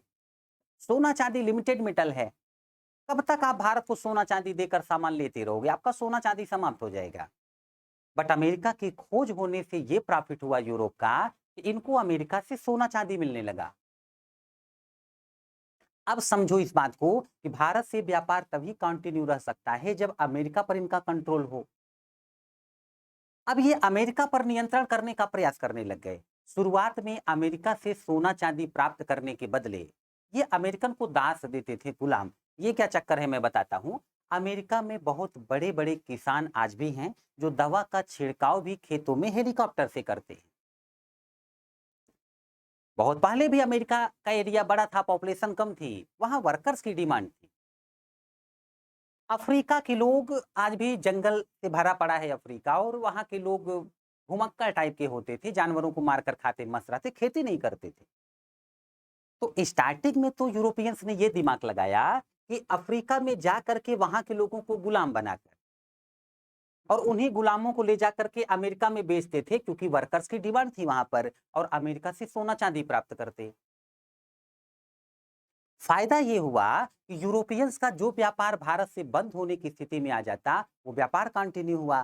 फायदा ये हुआ कि कल तक यूरोप से भारत आकर के व्यापार करके चले जाने वाले यूरोपियन आज यूरोप से अफ्रीका जाकर गुलाम उठाते हैं, अफ्रीका से अमेरिका जाकर गुलाम बेचकर सोना उठाते हैं, अमेरिका से सोना ला करके यूरोप में रखते हैं, फिर कुछ सोना ला करके भारत में देते हैं, और फिर भारत से वह सोना सामान ले जाकर यूरोप में बेचते हैं। तो आप देख पा रहे होंगे कितनी भाग दौड़ हो रही है अब। एक समय इतना मतलब नहीं था दुनिया से, ना ही एक देश दूसरे देश पर डिपेंड था, पर आज देखो यदि व्यापार करना है तो कई देशों पर डिपेंड रहना पड़ेगा। अमेरिका की खोज होने से फायदा हुआ तो अन्य देशों की भी खोज शुरू हुई, और धीरे धीरे जब यूरोपियंस दिमागी और शक्तिशाली होने लग गए, तो इन्होंने इतनी भाग दौड़ से बचने के लिए ये प्रयास किया कि गुलाम दे करके अमेरिका से सोना प्राप्त करो, तो क्या आवश्यकता है, अमेरिका को ही गुलाम बना लो। अमेरिका गुलाम बनने लगा। इतनी भाग दौड़ करके भारत में सोना ला करके देने की क्या आवश्यकता है, क्यों ना भारत को ही गुलाम बना लिया जाए, और कल को यही आवश्यकता इनकी है कि भारत को गुलाम बनाना शुरू कर देंगे, भारत को गुलाम बनाना शुरू कर देंगे। तो आप समझ सकते हैं कि ऐसी कंडीशन में अब ऐसी दशाएं पैदा हो गई कि मुट्ठी भर यूरोपियंस अपनी इनकम बढ़ाते हुए दुनिया जीतने का स्वप्न भी देखने लग गए हैं। इस वजह जब जो कुछ मैं समझा रहा हूँ, ये सब समझाने में कम से कम 80 से 100 घंटे मैं ले लूंगा, तब कहीं जाकर आपको पूरा इतिहास पढ़ा पाऊंगा। बट अभी आपको दिखा रहा हूं कैसे कनेक्ट करके एक घटना से दूसरी घटना को इतिहास समझा जाता है। यूरोपियंस भारत गुलाम बनाना चाहते हैं, और सोच करके देखो इनके लिए जो फायदे की बात साबित हुई, इन्होंने एंट्री मारी साउथ इंडिया में। और अभी मैं आपको समझाया था कि उत्तर भारत के लोग अधिक शक्तिशाली होते थे, दक्षिण भारत के शासक अपेक्षाकृत कम शक्तिशाली होते थे। अब देखो दक्षिण भारत का मतलब वहां कमजोर शासक है और इसी समय एंट्री मारा है यूरोपियंस ने। दूसरी घटना समझो, अभी तक हम लोग जो प्राकृतिक रूप से भारत देश सुरक्षित था, वो उत्तर में हिमालय, दक्षिण में हिंद महासागर, ईस्ट में म्यांमार तक अपना था। तो तीन तरफ से तो प्राकृतिक रूप से सुरक्षित थे हम। यदि कहीं से असुरक्षित हैं तो उत्तर पश्चिम की जो सीमा थी अपनी, वो अफगानिस्तान साइड। और याद रखिए, उत्तर पश्चिम की सीमा यदि सुरक्षित नहीं है तो उत्तर भारत भी सुरक्षित नहीं है। यानी कि भारत की, उत्तर भारत की सुरक्षा उत्तर पश्चिम की सुरक्षा पर निर्भर रहती थी। और बहुत सारे भारतीय शासक इतने दूरदर्शी निकले, वो उत्तर पश्चिमी सीमा पर फोकस ही नहीं करते थे, कोई भी मुंह उठाकर भारत में घुस जाता।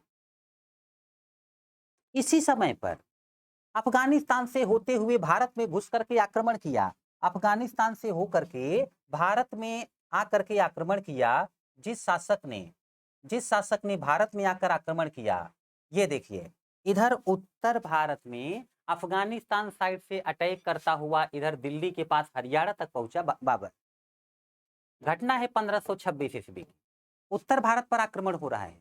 और इधर से देखिए दक्षिण भारत में केरला में एंट्री मार करके 1498 ईस्वी में, फिर ऊपर बढ़ते हुए 1510 ईस्वी तक गोवा पर कंट्रोल, और 1530 1536 ईस्वी के लगभग की बात है बच्चों, इधर बंबई, सालसेट, बेसिन धीरे धीरे यूरोपियंस कंट्रोल करने लग गए। आप कंप्यूटर हैं, पढ़े लिखे लोग हैं, विचार करके देखें, एक साथ भारत दो तरफ से आक्रमण झेल रहा है। उत्तर भारत पर आक्रमण कर रहे थे मुगल और दक्षिण भारत पर अटैक है पुर्तगालियों का। मैंने आपको समझाया है कि उत्तर भारत जिसके कंट्रोल में हो वो बहुत शक्तिशाली हो जाता था, तो बाबर उसके वंशज बहुत शक्तिशाली हो गए। अब जब तक भारत में बाबर और उसके वंशज शक्तिशाली हैं, उत्तर भारत पर कोई कंट्रोल नहीं कर सकता। यदि मुगल चाहे दक्षिण भारत पर कंट्रोल कर ले तो वो कर सकते हैं, और तब दक्षिण भारत भी उनसे कोई छीन नहीं सकता। तो इन मुट्ठी भर यूरोपियंस में कहां इतनी हिम्मत आ जाती, वो मुगलों से लड़ने का सोच भी सकते। बट लड़ाई तो हुई है, लड़ाई हुई है। बट मैंने अभी थोड़ी देर पहले आपसे कहा था कि गांव में एक बड़ी पुरानी लाइन, खैर गांव में बहुत सारे ऐसे विद्वान होते हैं जो 5वीं पास बच्चे से भी आईएएस इंटरव्यू का प्रश्न करते हैं। मुझसे भी पूछा जाता था कि बेटा जरा बताना, ये आईएएस इंटरव्यू में प्रश्न किया गया था, इसका उत्तर क्या होगा। 6वीं 7वीं क्लास में पढ़ता था, मैं तब सोचता था कि मतलब आईएएस इंटरव्यू का प्रश्न मैं कैसे बता लूंगा। बड़े होने पे पता चला वो किसी इंटरव्यू का कोई प्रश्न नहीं था, वो बुजुर्गों के दिमाग की उपज होती थी। कहने का आशय ये है, लड़ाई तो होगी मुगल शासकों और यूरोपियंस के बीच, लेकिन मैं ये अभी कहने जा रहा था कि गांव में एक कहावत कही जाती, पूछा जाता है कि बेटा बताना जरा अक्ल बड़ी की भैंस। अब पता नहीं आपने इसका क्या उत्तर दिया होगा बुजुर्गों को। वैसे मुझे तो भैंस ही बड़ी लगती थी जब बहुत छोटा था मैं। जैसे जैसे उम्र बढ़ती गई समझ में आया कि नहीं, भैंस से बहुत बड़ी अक्ल होती है। बल्कि वो अक्ल ही तो है जिसकी प्रशंसा करते हुए मैं बता रहा था कि जंगल से निकल करके भैंस तो जंगल में रह गई, ये खूंटे से बंधी हुई है आज भी, और इंसान कहाँ से कहाँ पहुंच गया अक्ल के दम पर। यूरोपियंस ने दिमाग लगाया। जिस समय पर बाबर ने भारत पर आक्रमण किया, जिस समय पर बेटा बाबर ने भारत पर आक्रमण किया, वो समय हुआ करता था 1526 से लेकर के 1530 ईस्वी, जब बाबर भारत में था।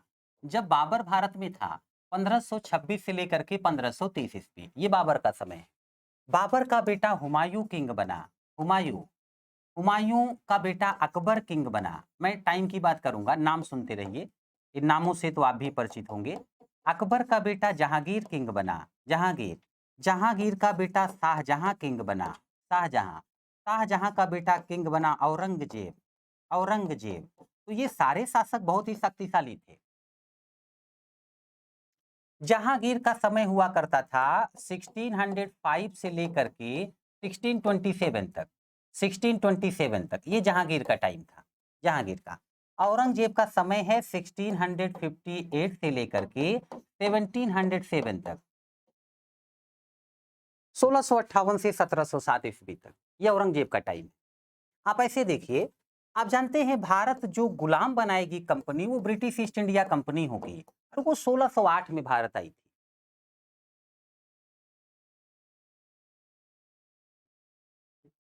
अच्छा, तो ये 1608 ईस्वी में भारत आई थी। अब देखिए 1608 ईस्वी और औरंगजेब का समय है 1707 ईस्वी जब इसकी मृत्यु हुई। दोनों में लगभग 100 साल का अंतर है। जहांगीर के समय पर ब्रिटिश ईस्ट इंडिया कंपनी आई थी। औरंगजेब मरा है 1707 ईस्वी में। मतलब 100 साल तक तो अंग्रेज सोच भी नहीं सकते कि भारत गुलाम हो सकता है, क्योंकि सामने मुगल शासक है, एक से बढ़कर एक शक्तिशाली। बट आपने सुना होगा, आपसे धन लूट जाए, आपका धन चला जाए तो फिर वापस आ जाएगा, संपत्ति चली जाए वापस आ जाएगी, लेकिन एक बार जिसका चारित्रिक पतन हो गया या अपमान हो गया जिसका, उसको फिर हासिल करना बहुत कठिन कार्य होता है। मुगल शासक बड़े शक्तिशाली थे, बट क्या है कि अकबर के बाद से, अब मैं डायरेक्ट तो ऐसे नहीं बोल सकता, बट आप समझने का प्रयास करें, जहांगीर से मामला थोड़ा सा गड़बड़ हो गया। ये ऐसा शासक है जिसकी पसंद नापसंद इनके पिता अकबर को भी समझ में नहीं आती थी।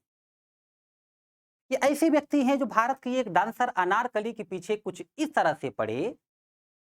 बहुत सारी अच्छी अच्छी शादियां कराई थी अकबर ने इनकी, राजपूताना की मानबाई से। बहुत अच्छी अच्छी शादियां कराई थी, कई पत्नी हैं, मैं यहाँ नाम नहीं लूंगा। अच्छी शादियां हुई थी, बट इनका फोकस था अनारकली पर।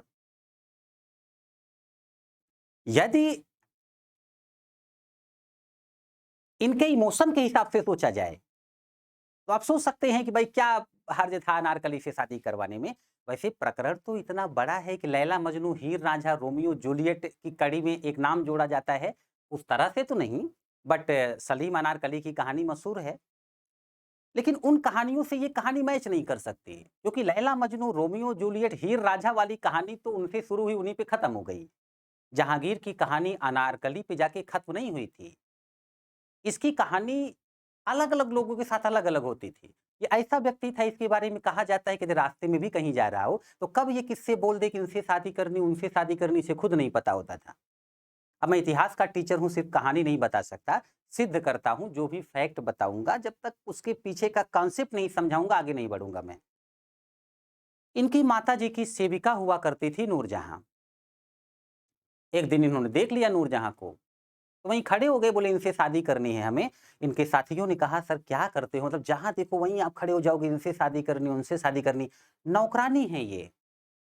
इसने कहा फर्क नहीं पड़ता। लोगों ने कहा शादीशुदा है, इसने कहा दिमाग मत खराब करो, इसके पति को मरवाओ के मेरे पास लेके आओ, पति को मरवाओ मेरे पास लेके आओ इसे, शादी तो मैं ही करूंगा। नूरजहां के पति को मरवा करके फिर नूरजहां से शादी की इसने, और उसके बाद भी अनारकली को नहीं भूला। वर्तमान समय में पाकिस्तान में अनारकली की कब्र है और उस पर लिखा हुआ है कि या खुदा, यदि एक बार मैं अनारकली का चेहरा देख लेता तो कयामत के दिन भी खुदा को धन्यवाद देता। तो आप इसका इमोशन समझ पा रहे होंगे, और इसके इसी इमोशन और अन्य कारणों की वजह से जो इसकी सबसे अच्छी पत्नी थी मानबाई, आत्महत्या करके जान दे दी। आप समझ सकते हैं इसका फोकस कंट्री पर नहीं होगा, कहीं और है। और जब शासक का फोकस देश पर ना हो, तो देश के बाहरी खतरनाक लोग जो भविष्य में भारत देश पर कब्जा करना चाहते हो, वो फायदा उठाएंगे। अच्छा, शाहजहां क्या है कि बाप नंबरी बेटा 10 नंबरी वाली सीन है। जहांगीर तो जहांगीर हैं, उनकी व्यस्तता आप देख रहे हैं। मैं आपको शाहजहां की व्यस्तता दिखा देता हूँ। वैसे तो कहा जाता है कि शाहजहां जो है ये प्यार की निशानी ताजमहल गजब की बनवाए हुए हैं, दुनिया के लिए आकर्षण का केंद्र है। बट कितना प्यार था मुमताज महल से, ये भी देख लो आप। 1611 में इनकी शादी हुई थी मुमताज महल से। 1612 में इनको पहली बच्ची हुई जहां आरा। उसके बाद फिर जो है ये 1611 में शादी हुई। उसके बाद फिर 1612 में इनको बच्ची हुई। यहाँ से फिर स्टार्ट हो गया मामला, जैसे कि 13, 14, 15, 16, 17, मतलब प्रतिवर्ष एक बच्चा होता रहा। और ऐसा तब तक चलता रहा जब तक 1631 में 14वें बच्चे को जन्म देते हुए मुमताज महल मर नहीं गई। 1631 के बाद से बहुत समय तक इसने ताजमहल बनाने में अपना समय व्यतीत किया। तो आप समझ सकते हैं कि क्या इसका फोकस रहा होगा कंट्री पर।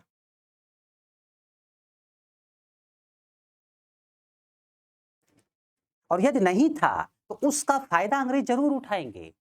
औरंगजेब को देखिए, औरंगजेब धार्मिक रूप से इतना कट्टर और ऐसा तानाशाह टाइप का शासक, इसने सिखों के 9वें गुरु को मरवाकर, आगरा मथुरा के मंदिर तुड़वाकर, भारत को हिंदू देश बनाने का टारगेट अपनाकर उन बहुत सारे भारतीयों को नाराज कर दिया जो कभी मुगलों के सपोर्टर हुआ करते थे।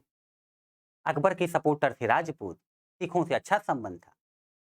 जाटों से भी कोई अकबर की व्यक्तिगत दुश्मनी नहीं थी। औरंगजेब ने भारतीयों को क्रुद्ध कर दिया।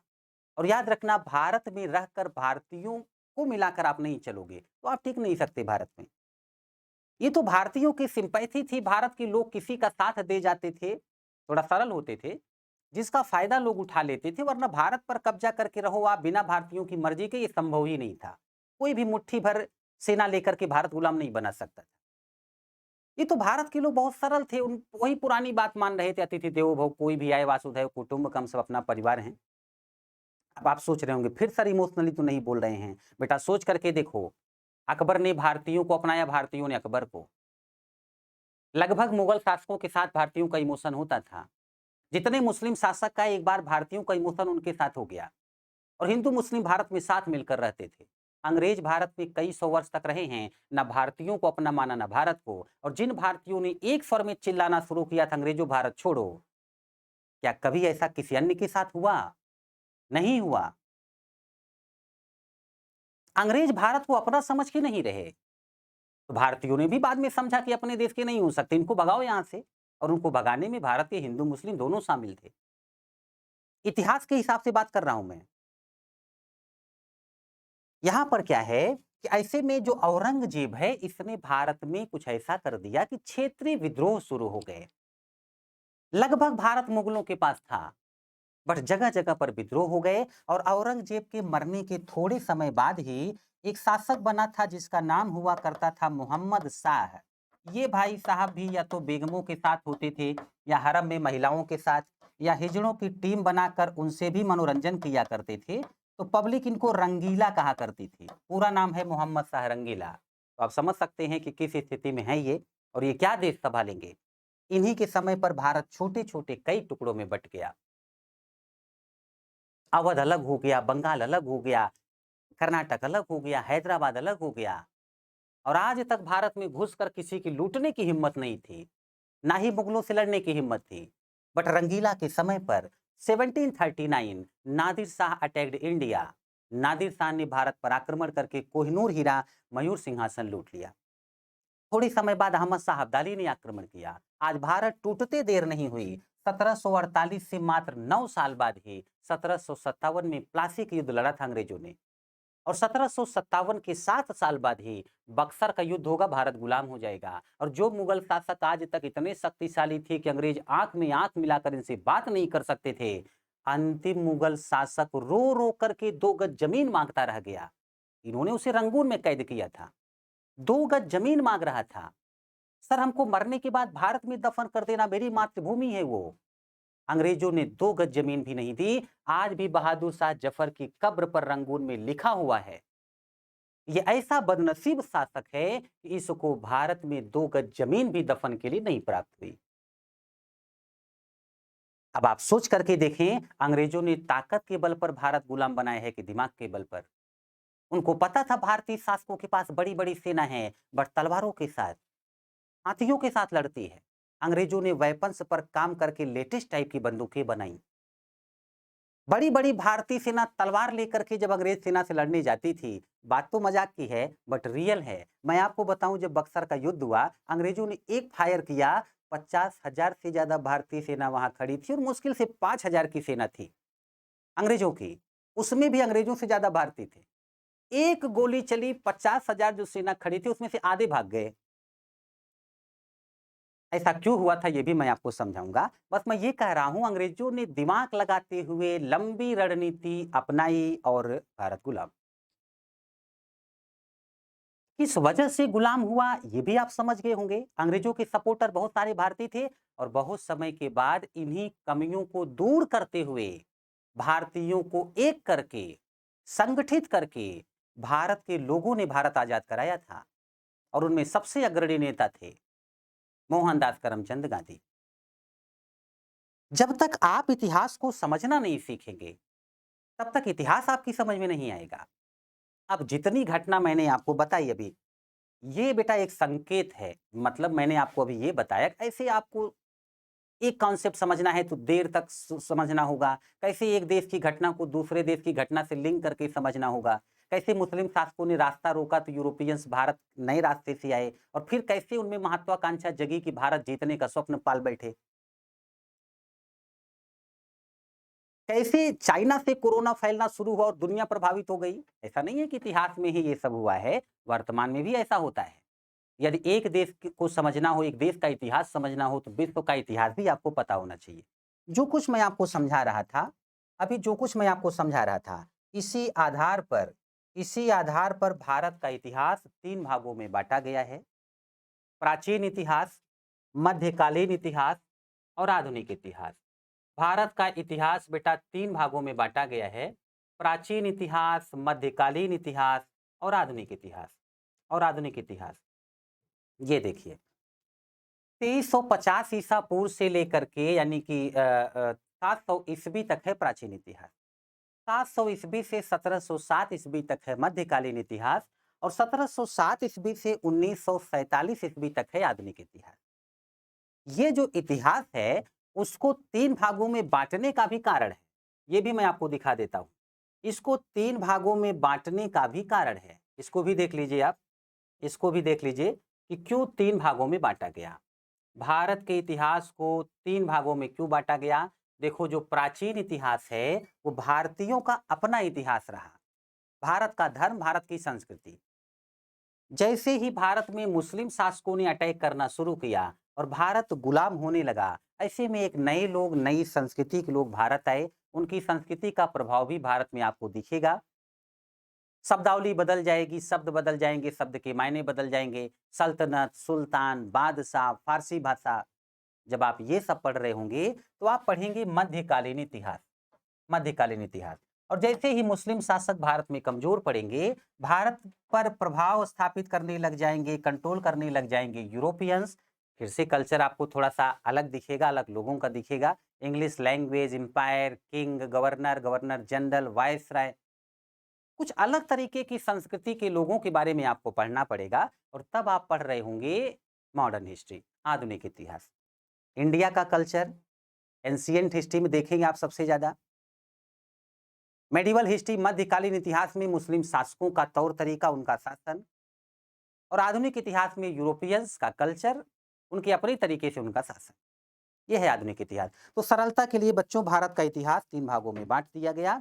और मैं आपको सर्वप्रथम जो पढ़ाना स्टार्ट करूंगा, अभी तक तो मैं आपको बता रहा था कि मेरे साथ इतिहास पढ़ते हुए आपको क्या क्या सावधानियां रखनी होंगी। सर्वप्रथम जो मैं आपको पढ़ाऊंगा वो होगा आधुनिक भारत का इतिहास। 1707 औरंगजेब के मरने से लेकर के 1947 ईस्वी भारत के आजाद होने तक आधुनिक इतिहास पढ़ाऊंगा मैं आपको। और आधुनिक इतिहास का जो टॉपिक स्टार्ट होगा, वो नेक्स्ट क्लास में होगा। सर्वप्रथम जो कंपनी भारत आई है, पुर्तगाली कंपनी। सर्वप्रथम आप लोग पुर्तगाली कंपनी पढ़ेंगे। पुर्तगाली तो यूरोपियों का भारत में आगमन जो है, फिर कौन कौन सी कंपनी आई, कैसे इनकी आपस में लड़ाई होगी, और कैसे इनमें से एक कंपनी भारत जीतने की, भारत को गुलाम बनाने की महत्वाकांक्षा पाल लेगी, मैं आपको डिटेल से पढ़ाऊंगा। तो ऐसा नेक्स्ट क्लास में होगा। ये जो क्लास स्टार्ट कर रहा हूं मैं, जैसा कि मैंने आपसे कहा, आप सभी को पीडीएफ मिल जाया करेगा। आप लेक्चर देखते रहें। कोई डाउट होता है तो मेरे एप्लीकेशन पर चैट बॉक्स में आप जो है कोई भी कन्फ्यूजन है, डाउट है, तो आप वहां से मुझसे उत्तर ले सकते हैं, या व्हाट्सएप पे संपर्क कर सकते हैं। कोई भी डाउट वैसे मैं रहने ही नहीं देता। जैसे जैसे टॉपिक समझाता जाऊंगा, सारा डाउट क्लियर करता जाऊंगा।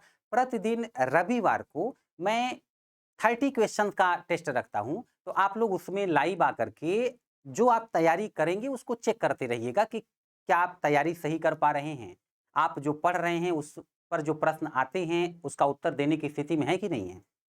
तो ये सब आप लोगों के लिए करता रहता हूं मैं, जो ऐसे कई संस्थानों में जुड़ा हुआ हूं। अभी थोड़ा भी समय बचता है तो अपने चैनल और अपने ऐप के लिए भी काम करता हूं। कोई डाउट रहेगा तो आप लोग जो बैच परचेज करेंगे, उसके बाद जैसा कि मैंने कहा, वो चैट बॉक्स होता है, उसमें आप अपने डाउट मुझसे क्लियर करा लेंगे। साथ ही साथ व्हाट्सएप नंबर आप सभी के पास होगा, तो उस पर भी आप मुझसे संपर्क कर सकते हैं ना। वैसे अपना नंबर यहाँ पर लिख देता हूँ मैं, किसी को भी कुछ भी पूछना हो तो मुझसे संपर्क कर लीजिएगा। 8287137757 है ना, 8287137757 रवि मिश्रा।